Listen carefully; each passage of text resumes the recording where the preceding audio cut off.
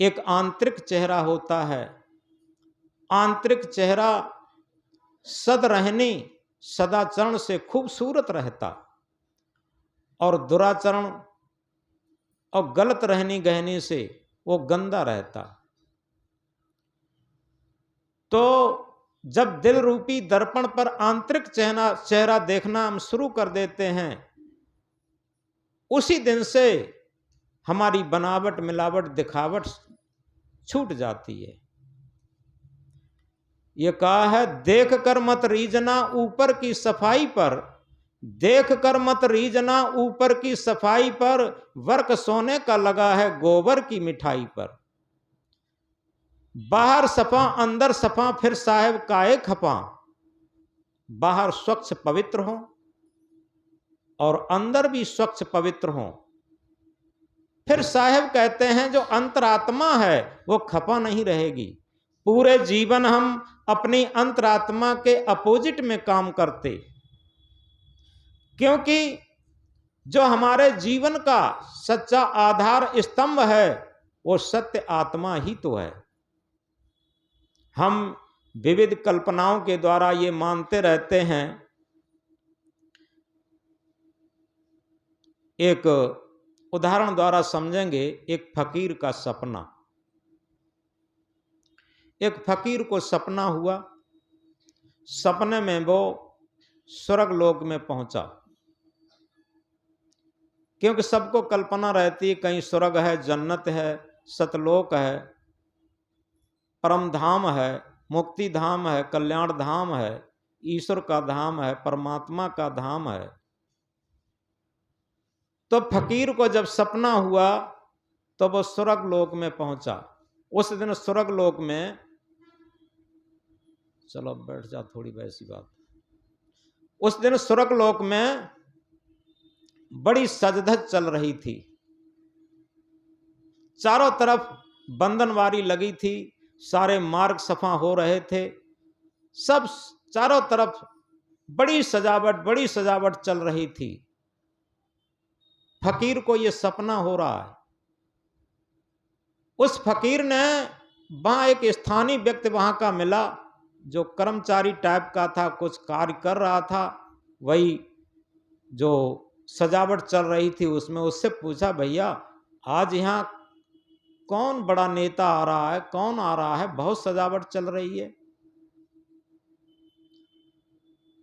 तो वहां के स्थानीय व्यक्ति ने कहा, भैया तुम्हें नहीं पता कि हमें नहीं पता कि आज परमात्मा का जन्मदिन मनाया जाएगा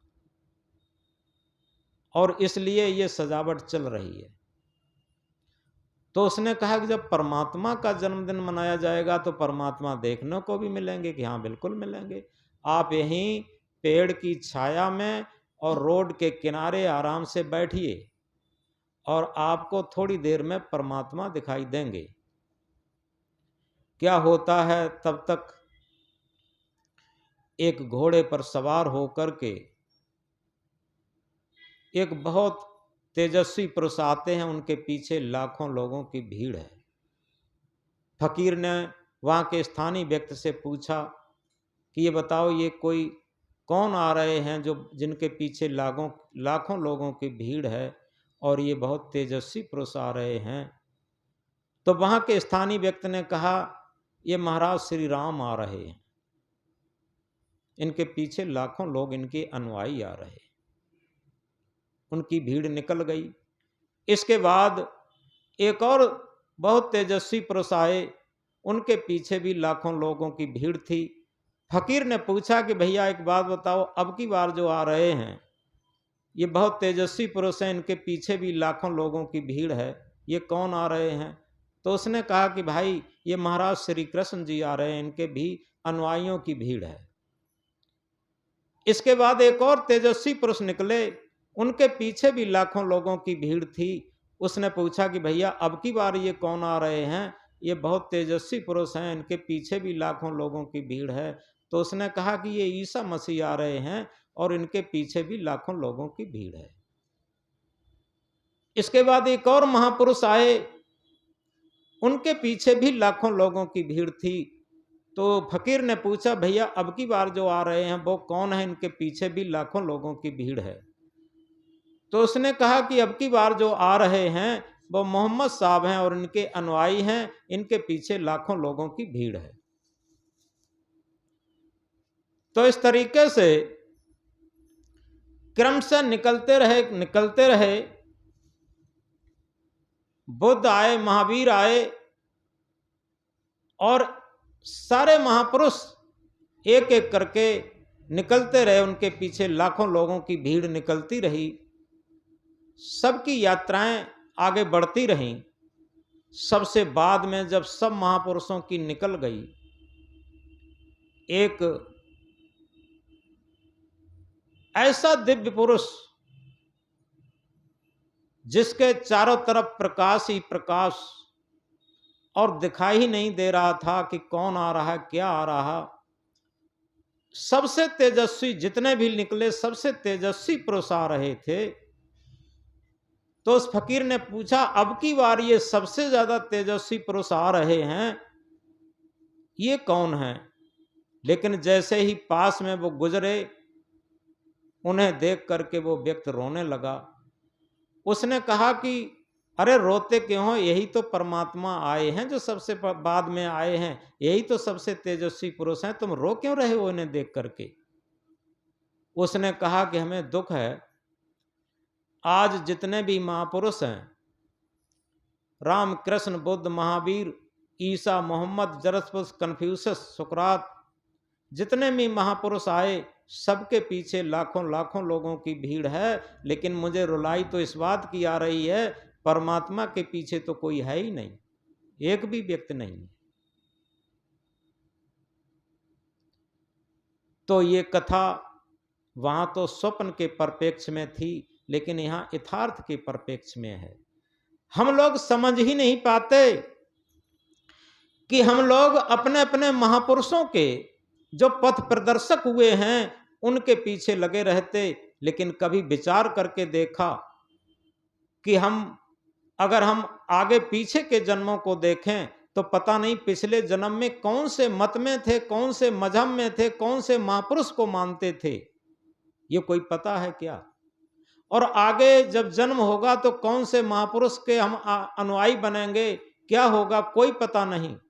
लेकिन एक बात कभी विचार करके देखा, एक चींटी से हाथी तक जितने भी प्राणी मात्र हैं, उनका जीवन एक सत्य आत्मा पर आधारित है।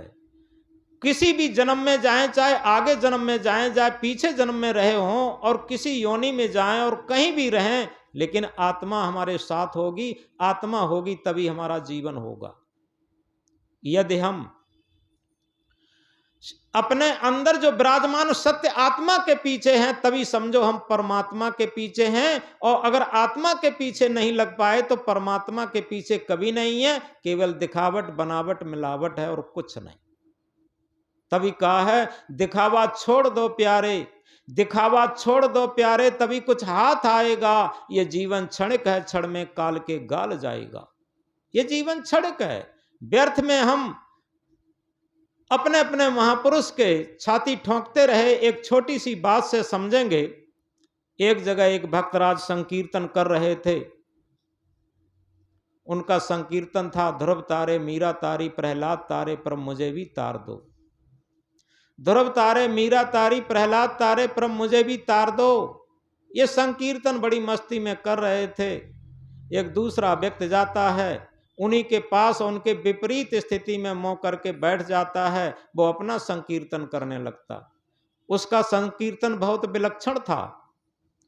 वो क्या कहता है कि नत्था सेठ की नौ थैली और नत्था सेठ की नौ थैली, नत्था सेठ की नौ थैली और नत्था सेठ की नौ थैली। ये उसका संकीर्तन था।